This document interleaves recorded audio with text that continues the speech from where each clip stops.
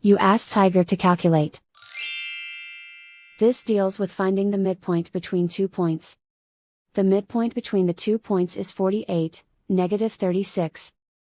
Let's solve it step by step. Plot the 2 points and calculate the midpoint using the formula. The coordinates of point 1 are, x1 equals 79, y1 equals 22. The coordinates of point 2 are, x2 equals 17, y2 equals -94. PM represents the midpoint of the 2 points.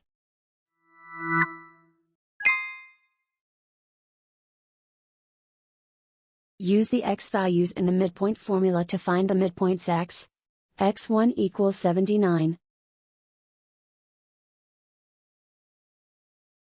x2 equals 17. Simplify the arithmetic.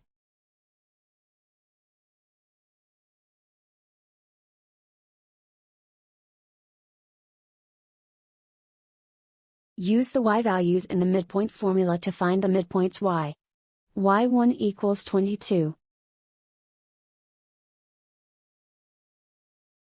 y2 equals -94. Simplify the arithmetic.